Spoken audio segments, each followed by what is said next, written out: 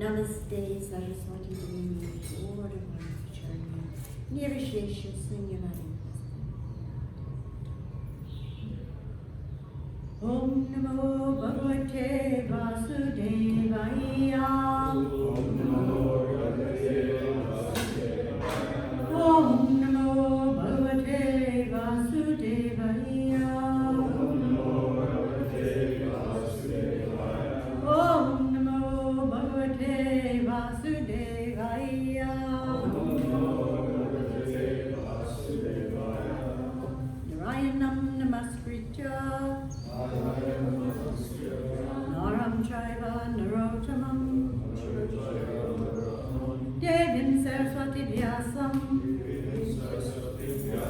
Tato Jayamujayat.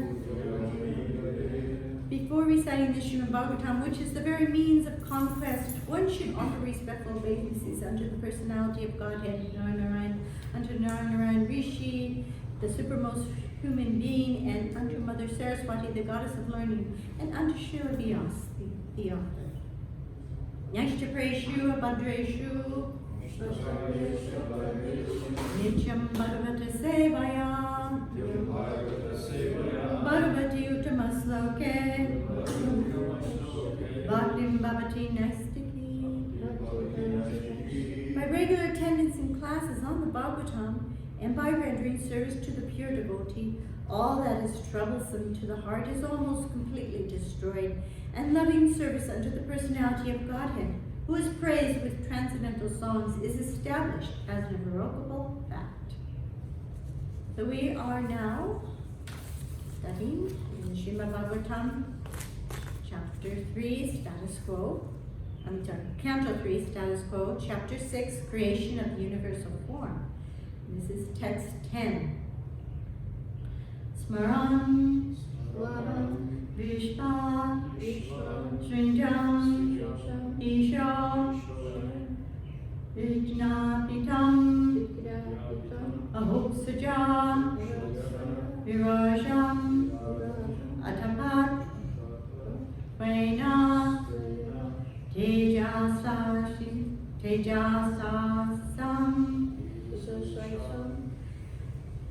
Vivite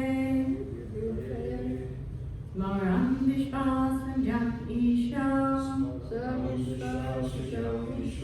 Vignavitam Ahoksaja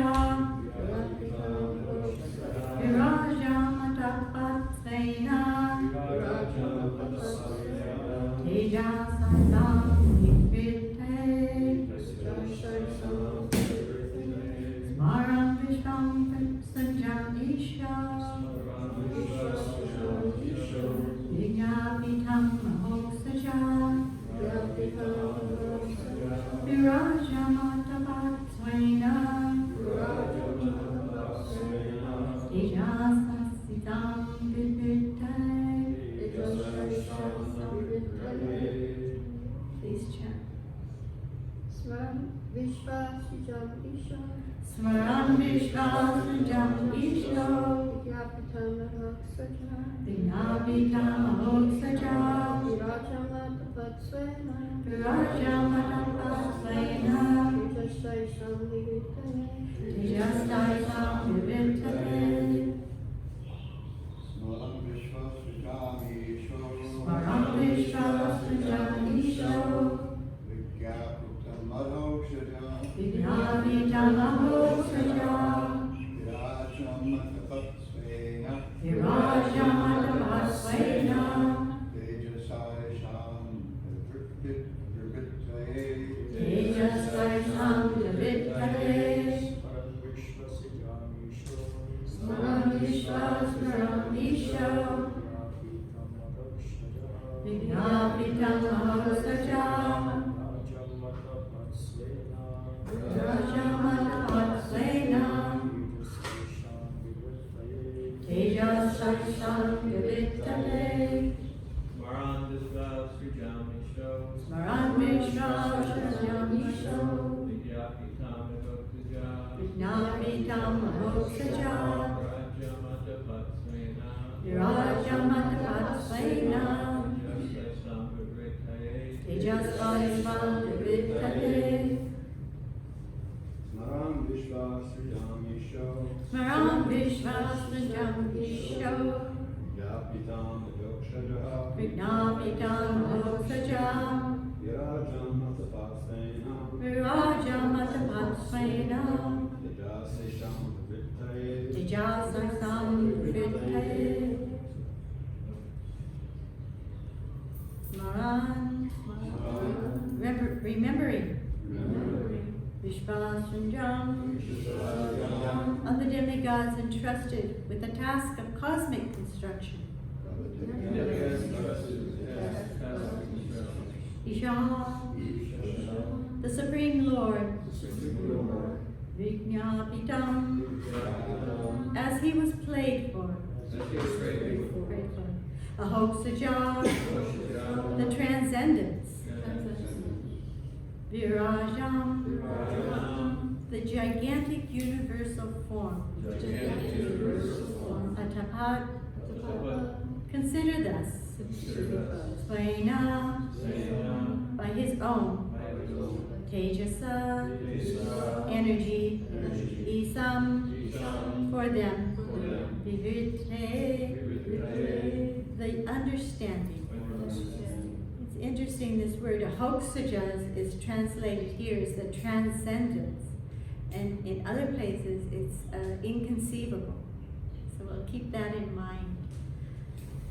Translation and purport by His Divine Grace, A.C. Bhaktivedanta Swami Srila Prabhupada.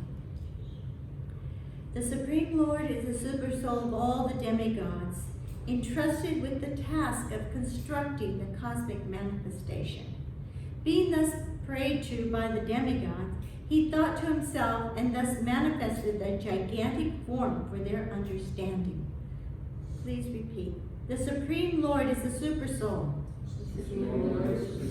of all the demigods, entrusted with the task of constructing the cosmic manifestation. Being thus prayed to by the demigods,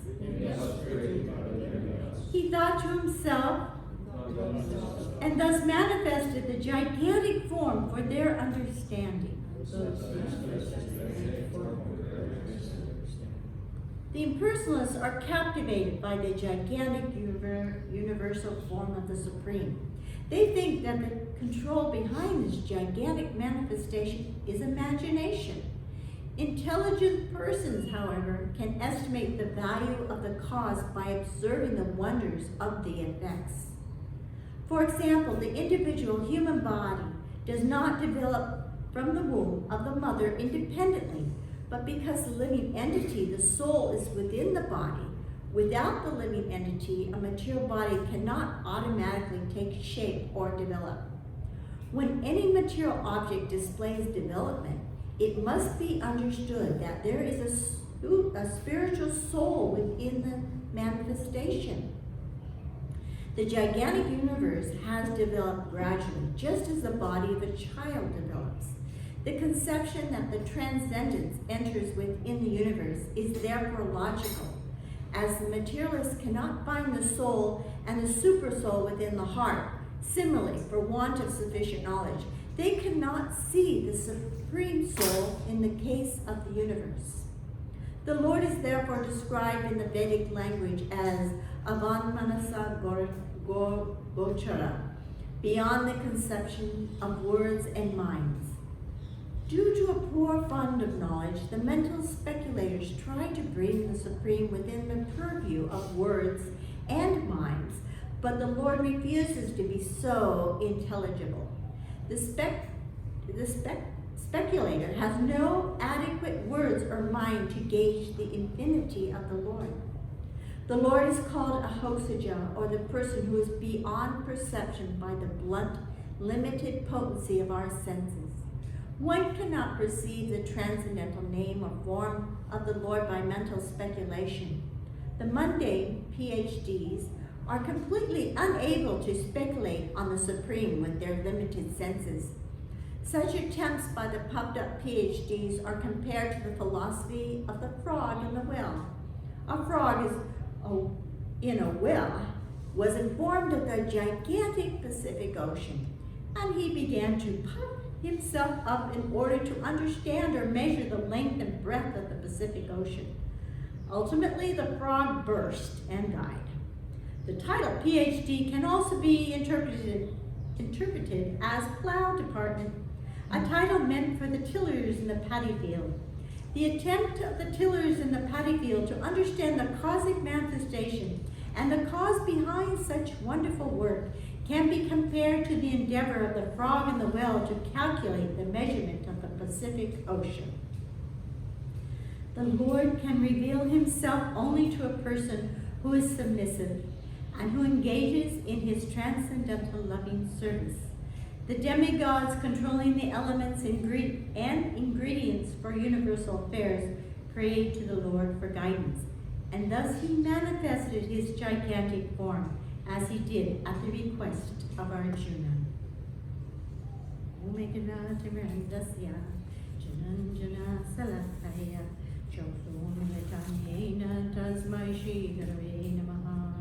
Shri Chaitanya Manobhistam Stapitam Yena Bhutale Swayam Rupa Gadanmayam Tadanti Svakadantikam Vandeham Shri Guru Shri Uta Vadakalam Shri Gurum Vaishnavamscha Shri Rupam Sagrajatam Sahagana Raghunatham Vitam Tam Sajivam Sadvaitam Sadvarutam Parijana Saitam Krishna Chaitanya Devam Shri Radha Krishna Padam Sahagana Lalita Shri Vishika Vidamscha He Krishna Karuna Sindhu Dinapandhu Jagapati Upisa Gopika Kanta Radhakanta Namosute Dapta Kanchana Gorangi Radhe Vindamanishwari Vishabhanu Sute Devi Pranamani Hari Vanchakapatra Vyascha Ripa Sindhu Mevacha Patitanam Bhavadevyo Vaishnavevyo Namo Namaha Shri Krishna Chaitanya Prabhu Nityananda Shri Advaita Gadadhar Shri Vasudeva Bhakta Hare Krishna Krishna Krishna Hare Hare Hare Rama Rama Rama Hare Hare. So, the Srimad Bhagavatam, the literary incarnation of the Supreme Lord, is a special gift to the devotees. It gives us so much insight into who the Lord is, because, as is said, he's a Hosaja, inconceivable. From our material association, we only have understanding and limited understanding of many material things. And so the conception of the Supreme Personality of Godhead, Krishna, is very difficult, even for a devotee. But through the Srimad Bhagavatam, he gives us so many examples of himself and ways to understand how incredible he is. We see how the devotees relate to him, and from that we can understand how we can relate to him in a positive way. So the demigods here are confused. They have all these parts, all these ingredients, and they're supposed to do something, but they have no idea about how to do it. And this is actually a situation we run into quite frequently. I think Narayani and I ran into it this morning. There were so many bowls and ingredients, and we had to have an understanding. So this is a good practice. And Queen Kunti taught us this very well, is that when the devotees become distressed, they turn to the Lord and they pray. And the Lord hears their prayers, and the Lord is very happy to intervene and help.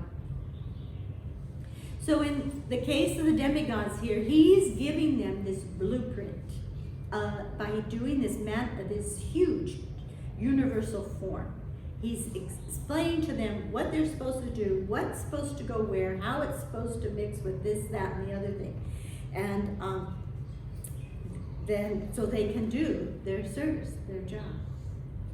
The impersonalists are captivated by the gigantic and universal form, Srila Prabhupada explains in the purport.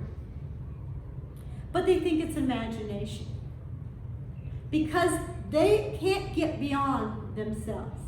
They want to think that they're the Supreme Lord. And because they're identifying everything according to themselves, they cannot open up their consciousness to see that there's a greater being.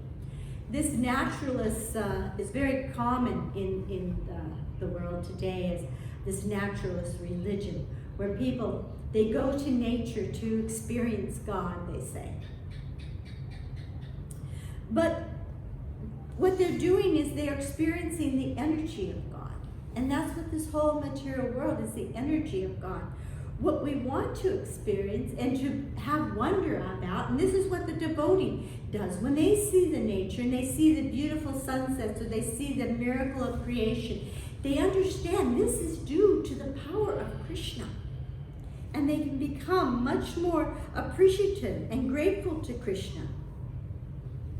So there's a disconnect for most society between the energy and the source. And Krishna is the source.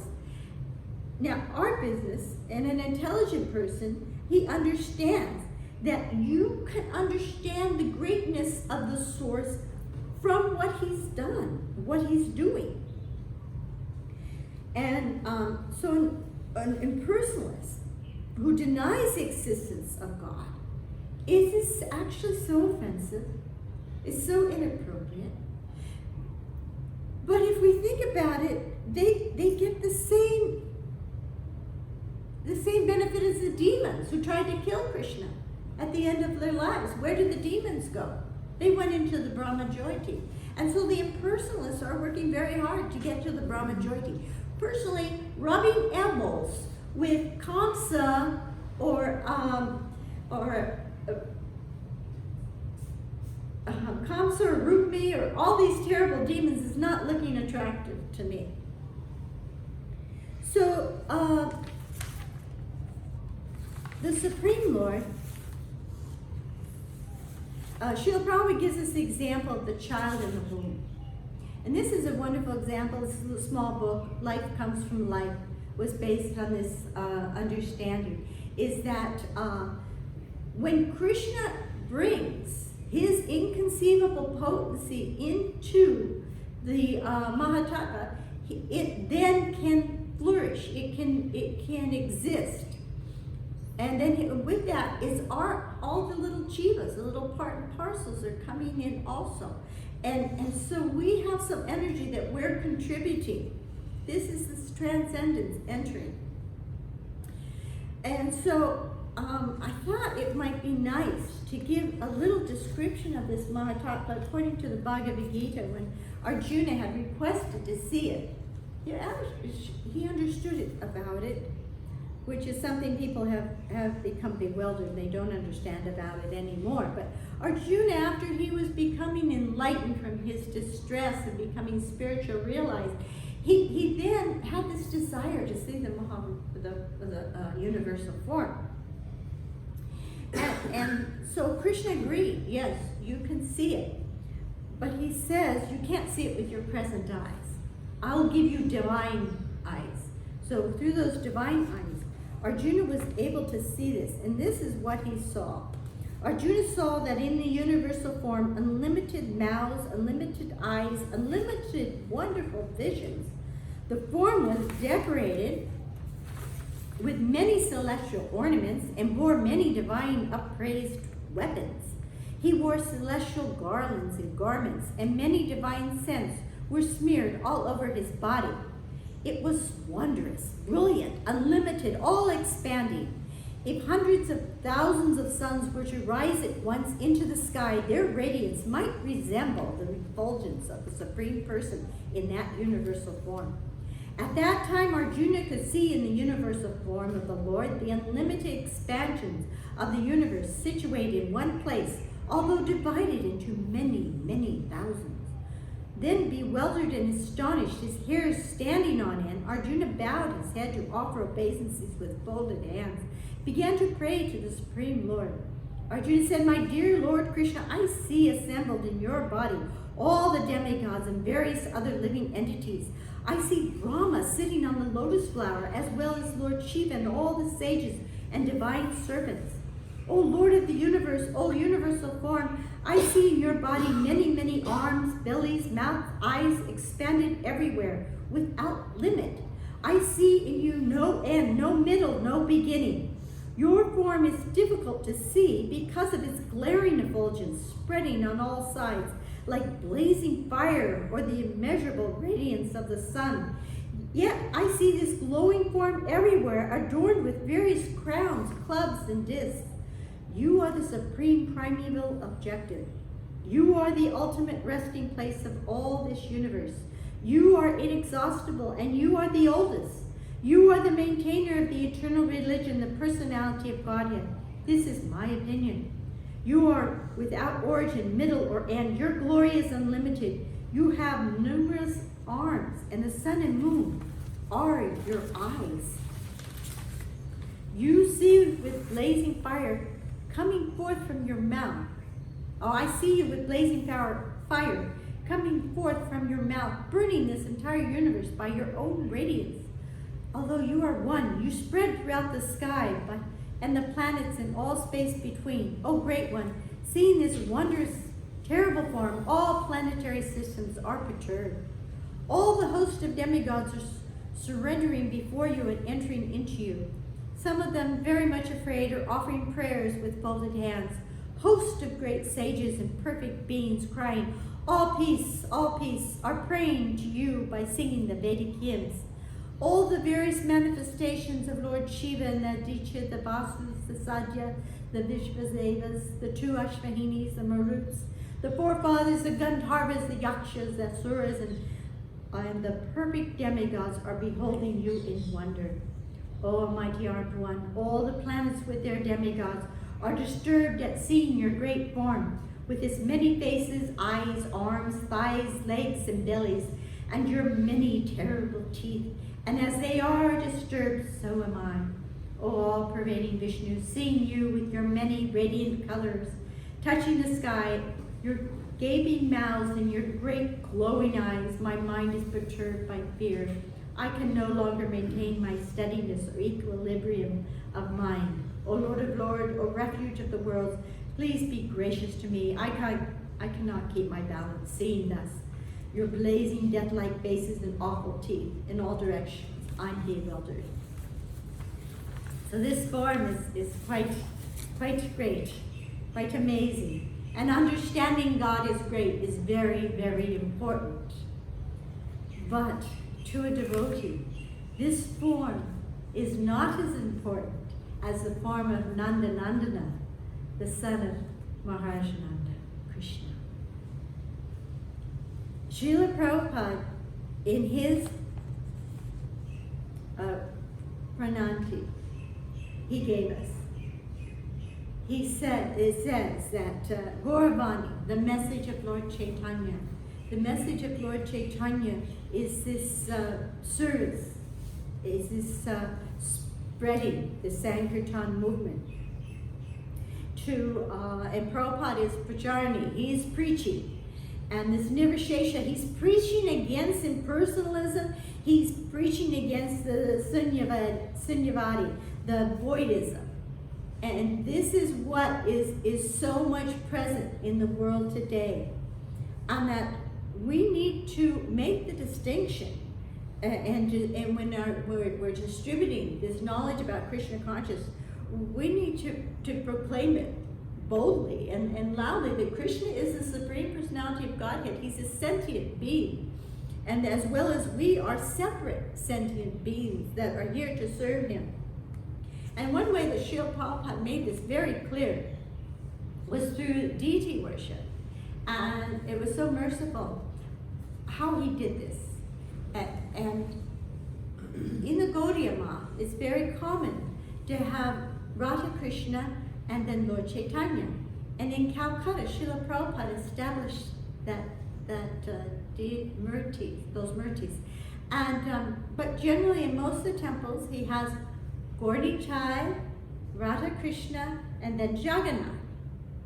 And in Vrindavan, you have Gaur Nitai, and then you have Krishna Balaram, who are not different than Gaur Nitai, but a whole different mood, the mood of Raman Reti there in Vrindavan, and then Radha Shyama Sundar. But this Gaur Nitai are very, very important, because Lord Chaitanya, he's come in this Kali Yuga, and we know from studying Chaitanya Charitamrita that he's come for two reasons, the internal and the external.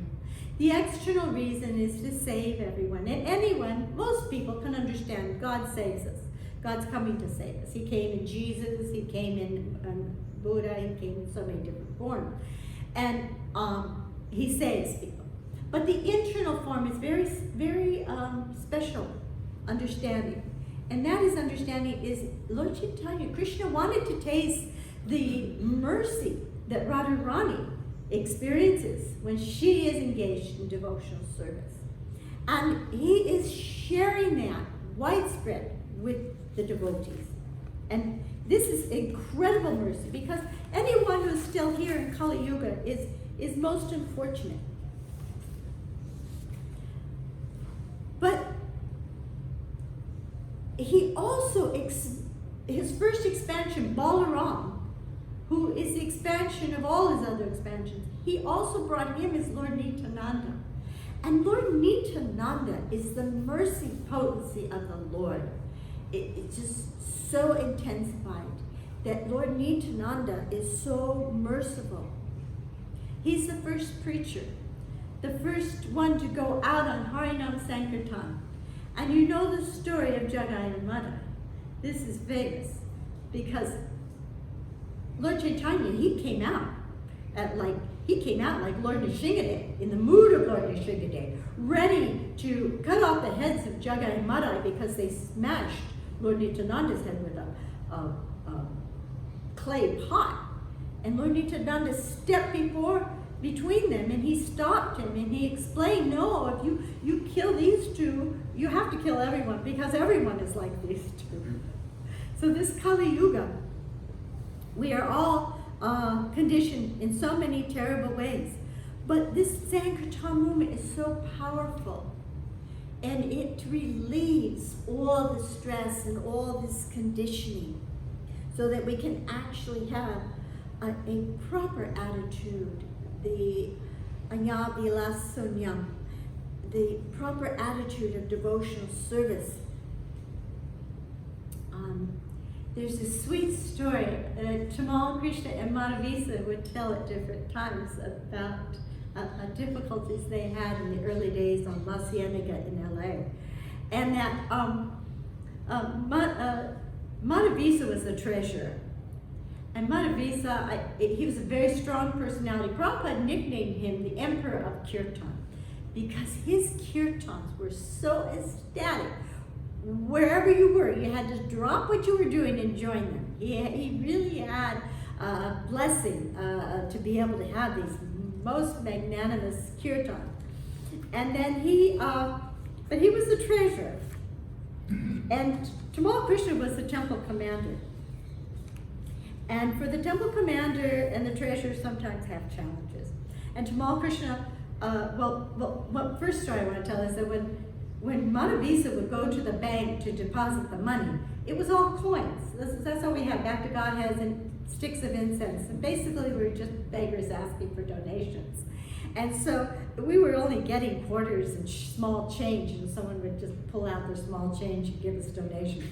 And so he would just put it in his bead bag and walk to the bank to deposit.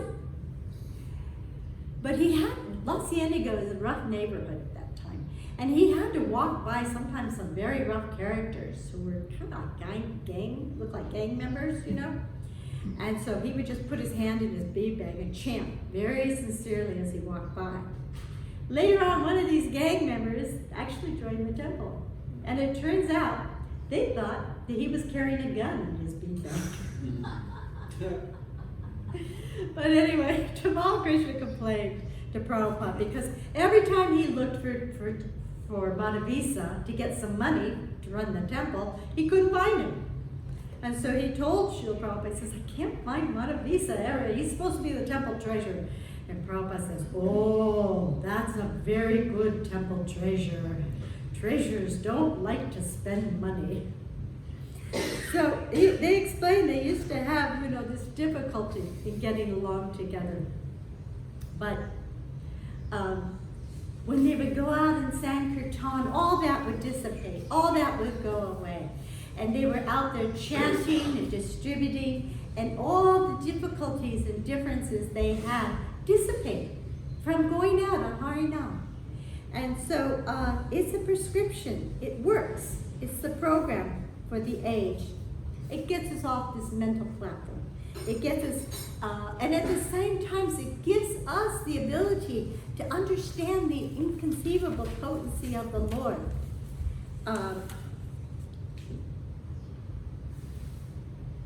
This is the tapa, the sacrifice in this age. When Brahma was born, he didn't know where to go. He didn't know what to do. He climbs out of the lotus down into the stem, and nothing makes sense. And so he just sits down and meditates. What do I do? Who am I? The important questions in life. Who is God? What's happening here?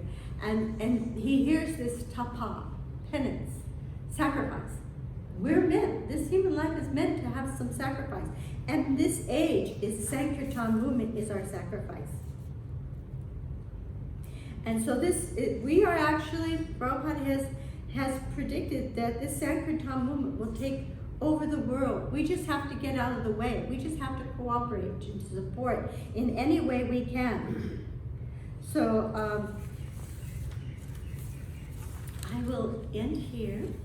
If there's anything anyone would like to add, say, or... I wanted to add something. You mentioned the temple treasurer. He had his fingers in his bead bag, and they thought he had a gun in there. Yeah. I can imagine he would say, "Go ahead, Carney, make my day." Is this see how Krishna protected him? Amazing. Amazing. I hope so, Jai. Pinkies up. Jai, Shri Panchatattva.